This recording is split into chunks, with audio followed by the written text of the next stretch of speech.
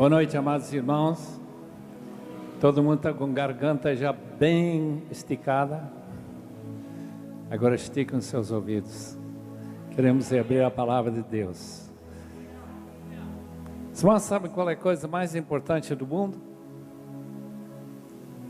Claro, é Deus. Deus é aquele que é mais importante do mundo.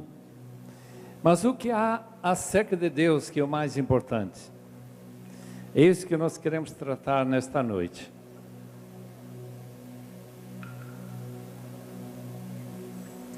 Eu estou abrindo a minha Bíblia em Colossenses, capítulo 1. Obrigado.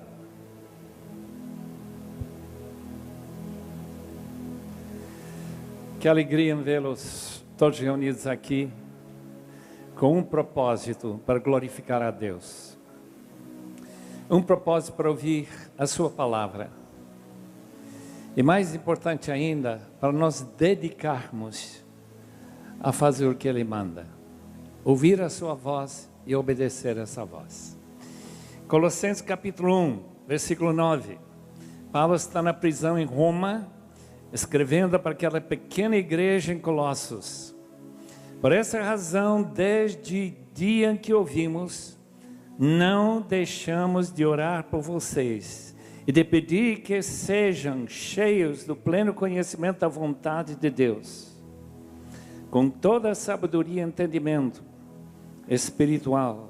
Isso para que vocês vivam de maneira digna do Senhor, em tudo possam agradá-lo, frutificando em toda boa obra, crescendo no conhecimento de Deus e sendo fortalecidos com todo o poder, de acordo com a força da sua glória, para que tenham toda a perseverança e paciência com alegria, dando graças ao Pai, que nos tornou dignos de participar na herança dos santos no reino da luz. Pois Ele nos resgatou do domínio das trevas e nos transportou para o reino do seu Filho amado, em quem temos a redenção, a saber, o perdão dos pecados. Os irmãos aqui todos oram, né? Oram com os olhos fechados ou abertos? Fechados. A Bíblia não manda fechar os olhos, mas se quiserem fechar, eu gostaria de orar. Vocês podem cooperar dizendo amém. Senhor amado, estamos aqui numa oportunidade única de falar sobre as coisas que mais importam. E como nós nos agradecemos, Senhor, que não estamos lá nas bebedeiras deste mundo, não estamos em casa de prostituição, não estamos tomando drogas, estamos aqui para ouvir a Tua palavra. Fala-nos, Senhor, diretamente, para que nós possamos receber de Ti uma palavra que possamos lembrar e praticar, de modo que quando chegar o dia de sermos chamados para a Tua presença, nós possamos dizer: obrigado, Senhor, que eu estive lá em março de 2009. Muito obrigado, em nome do Senhor Jesus. Amém e amém. Pecado tem uma definição: é desviar-se da vontade de Deus.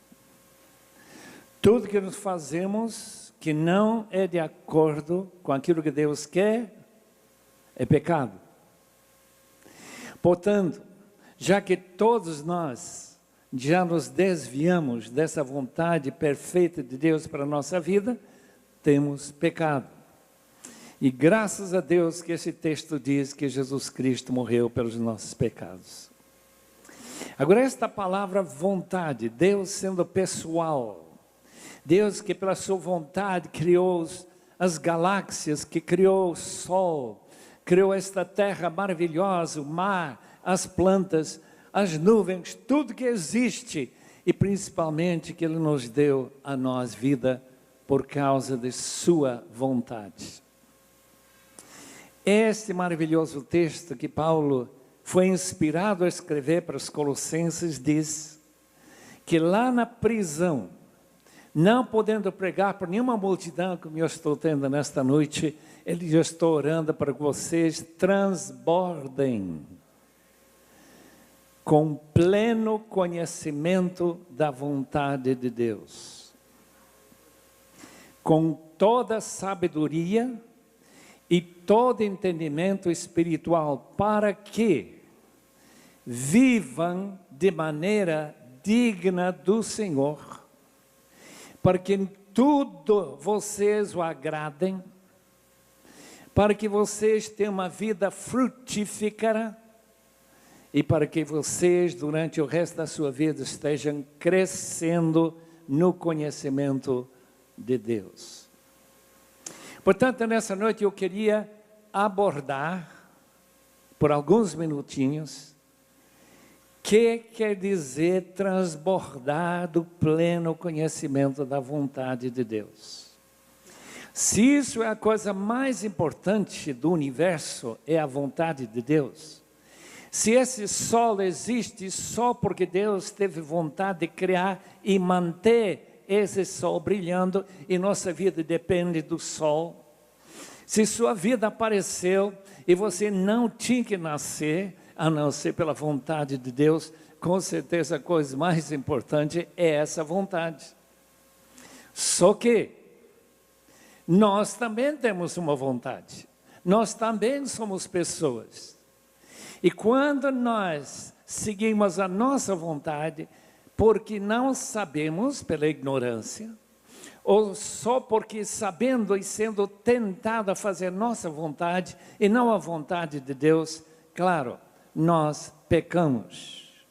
E o salário do pecado é a morte. Sabe que tem jovens morrendo por causa do pecado esta noite? Jovens que, ou pela ignorância, não conhecem a palavra de Deus, ou por conhecer e não ter forças para resistir, fazem sua própria vontade e estão morrendo. Ou em acidentes, ou talvez por causa de drogas, ou por qualquer outro motivo que pode trazer esse salário, esse pagamento pelo nosso pecado. Pensem bem, Deus tem uma vontade. Essa vontade é que todo mundo se salve. Isto é, que todo mundo venha conhecer a Deus e fazer o que Ele quer. Faça a sua vontade. Diz Efésios 5,17, que nós não sejamos insensatos, mas procurem saber qual é a vontade do Senhor. Os irmãos sabem que a salvação é por causa da vontade de Deus, através de Cristo, que disse: eis-me aqui para fazer o que? A tua vontade. Hebreus capítulo 10. Na tua palavra está escrito a meu respeito de Jesus.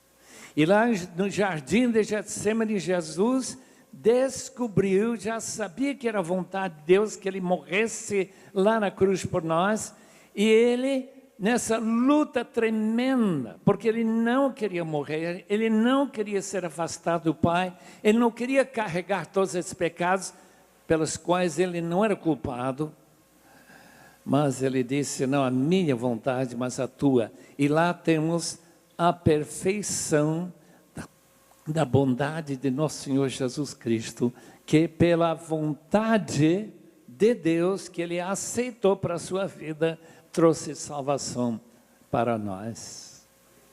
Meus irmãos, a vontade de Deus é um só, mas tem três aspectos. O primeiro aspecto é vontade determinado, que não adiante pedir que Deus mude. Por exemplo, é a vontade de Deus que o sol brilhe. E não importa quanto você peça a Deus, apague esse sol. Está criando muito calor. Ele não vai fazer, porque está determinado. Os irmãos sabem que o fim desse mundo já está determinado? Os irmãos sabem que já está marcado o dia em que você vai expirar, se Cristo não voltar antes. É meu dia também. Você sabe que não adianta tentar evitar aquilo que Deus determinou, predestinados, escolhidos, de modo que Deus predetermina algumas coisas. E a Bíblia diz que Jesus morreu por causa da predeterminação de Deus. Estava decretado. Porque nós não podemos mudar a vontade de Deus decretada, porque não adianta orar para que Deus não faça essa vontade que Ele já determinou fazer. Nós temos que nos preocupar com as duas outras áreas ou prismas, aspectos de sua vontade. A segunda parte, ou essa segunda prisma da sua vontade é simplesmente a Bíblia. A palavra de Deus. Aqui nós temos de capa a capa qual é a vontade de Deus escrita e colocada à nossa disposição. Leia a sua Bíblia, aprenda o que Deus quer para a sua vida. A Bíblia está cheia de não somente recomendações, não apenas opções, mas mandamentos. E como nós temos liberdade de não fazer o que Deus manda, ou fazer o que Ele quer, e se nós esta noite tomarmos uma decisão, eu quero fazer a tua vontade, e nós passamos por nosso jardim de Getsemane, e nós colocamos nossa vontade na submissão à vontade de Deus, você vai estar agradando a Deus, vai começar a viver uma vida que realmente é digna dEle. A palavra do Senhor é perfeita. Nós temos que entender essa palavra, meditar nessa palavra como salmista de noite. Nós não ouvirmos então as recomendações daqueles que não conhecem ao Senhor. Nós não colocamos nossa vida só à procura de dinheiro, só à procura de conforto e bens desta vida. Nós colocamos nossa vida à disposição do Senhor, porque sua palavra é: procure saber e praticar a vontade do Senhor. Eu estou aqui esta noite por causa de uma decisão que meus pais tomaram. Meu pai foi para o Instituto de Moody, lá em Chicago, lá pelas idas de 1920, 19, por aí. Em 1923, a minha mãe e meu pai decidiram fazer a vontade de Deus e ir para a Bolívia. Os irmãos não têm que todos ir para a Bolívia, podem dar graça a Deus. O Brasil é bem melhor.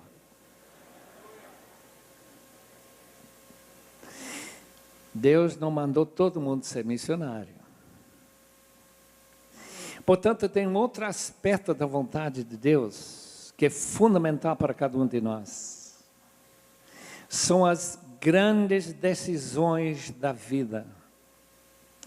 As decisões como esta: qual é a carreira que Deus quer que eu siga?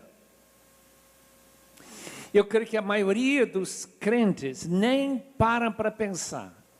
Eles acham que, se eles têm boa cabeça, se eles têm capacidade para cursar engenharia, então vão ser engenheiro, ganham bem. Ou para, talvez direito, ou talvez medicina, ou coisa dessa natureza. E não param para fazer exatamente o que Efésios 5,16 diz: procurar saber qual é a vontade de Deus, e não ser insensato. O médico foi para a América para estudar, brasileiro de Roraima, Boa Vista. Voltou cheio de si, cheio daquele: eu estudei em uma das melhores escolas do mundo. E todo mundo olhando para ele como se fosse um semideus. Uma noite de festa, quando ele estava já marcando seu noivado, ele começa a zombar da igreja. E meu amigo, pastor Antônio Paulo, disse: doutor, o senhor pode falar o que quiser a meu respeito, pode falar o que quiser a respeito da minha igreja, mas se você está mostrando falta de respeito pelo meu Senhor, tome cuidado. Acabou a festa. Não muito tempo depois, vem um telefonema, doutor tal, quer falar consigo. Ele foi para lá, ela estava deitado na cama, diz: pastor, talvez eu nunca ande mais. Veja lá. Que vale todo aquele estudo que eu fiz na outra América. Há 5% de chance que uma operação na minha coluna vai me permitir andar novamente. Eu quero mostrar este raio-x. Pastor Antônio Paulo deu uma boa olhada no raio-x e disse: está ruim, sim, só que eu tenho um raio-x do seu coração, está bem pior. Leio Romanos 3. Amanhã vocês leiam, domingo leiam Romanos 3. É um texto terrível. Quando terminou de ler, o doutor disse: é isso mesmo, sou eu. E ele disse: você queria aceitar Jesus? Eu quero. Ele caiu da cama, de joelhos, diante do pastor. O pastor não sabia o que fazer, ele não é Deus. Ele também caiu de joelhos e começou a orar e pedir que Deus salve este homem. E ele então se arrependeu dos seus pecados.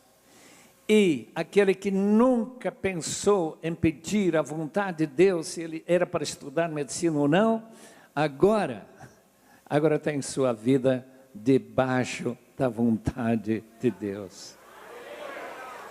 Se vocês vão para o Roraima, for tratar por esse cirurgião, vai descobrir que no dia seguinte ele telefonou ao pastor e diz: alguma coisa muito estranha ocorreu, eu não tenho mais dor.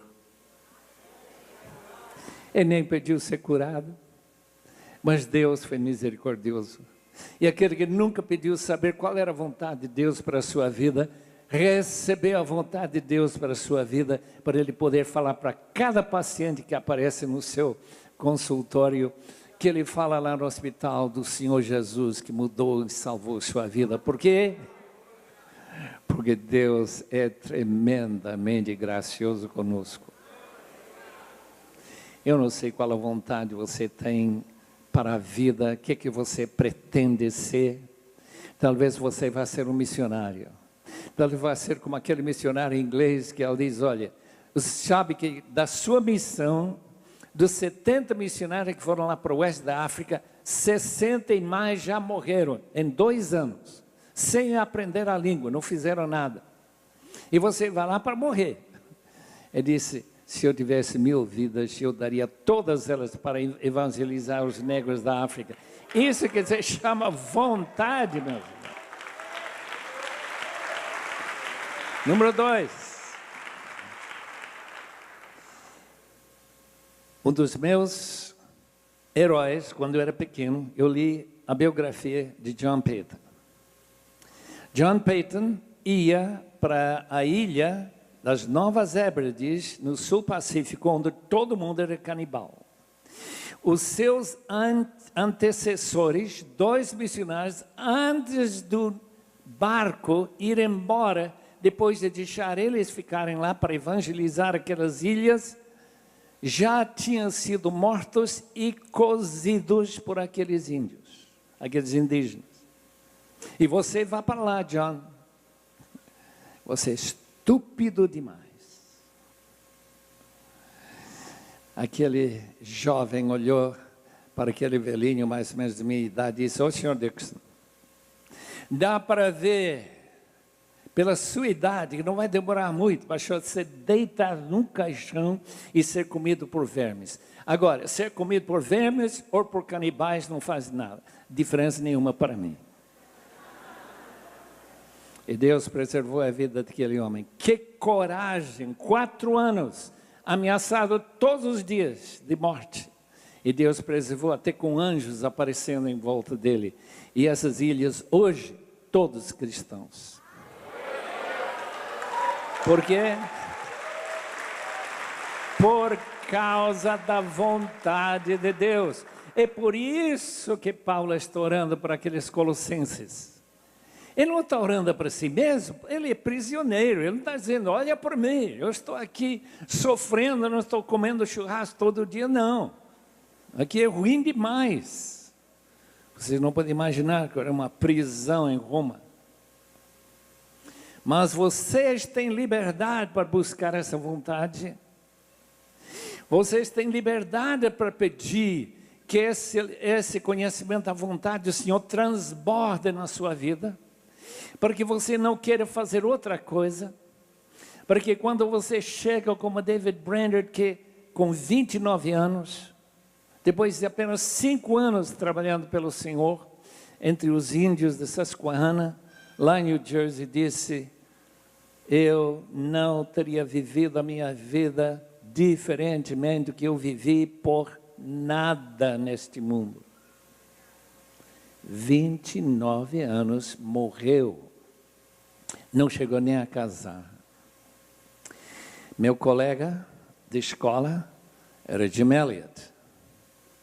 Ele juntou 5, junto com ele 5 jovens, para evangelizar os indígenas Aucas no Alto Amazônia.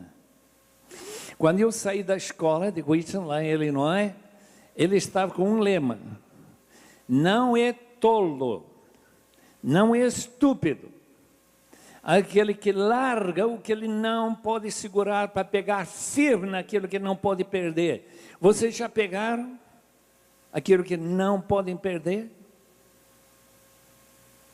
Não é estúpido largar essa vida boa para segurar firme naquilo que você não pode perder. 6 anos depois, eu vi os manchetes e lá estava fotos do meu amigo, colega da minha classe, flutuando no rio Curaray. Será que ele não conheceu a vontade de Deus? Será que foi estúpido?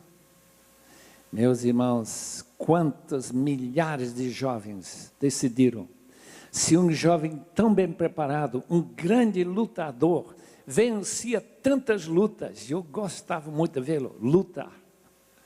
Ele queria um corpo muito bem preparado para ir para um lugar tão terrível como era o Alto Amazônia naquela época. 6 anos depois, seu corpo flutuando no rio, e uns 44 anos depois, aparece um dos índios que o matou lá à frente de 10.600 evangelistas em Amsterdã, naquele último congresso de Billy Graham. Lá está um daqueles que matou esse jovem. Por quê? Porque vale a pena conhecer e fazer a vontade de Deus. Para quê? Para viver dignamente do Senhor, para agradá-lo em tudo, mesmo que você nem saia do Brasil, para que sua vida seja uma vida frutífera, assim diz o versículo 10, e para que você fique sempre crescendo no conhecimento de Deus. Que esta noite seja memorável para vocês, como vai ser para mim, porque em toda a minha vida eu não tive um auditório exatamente como esse. Já tive uns auditórios quase como esse, mas esse não. Portanto, vai ser quando nos reunimos novamente lá na presença de Deus. Eu quero ver todos vocês lá. É ouvir a sua história para a glória de nosso Deus. Vamos orar. Muito obrigado, Senhor, por uma noite marcada como essa. Muito obrigado por aqueles que organizaram. Muito obrigado àqueles que estão apresentando músicas que te agradam e te glorificam.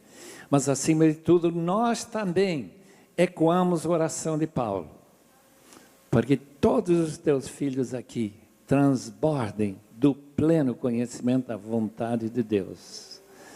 Em nome do teu Filho amado, que salvou-nos através da tua vontade. Em nome dele. Amém.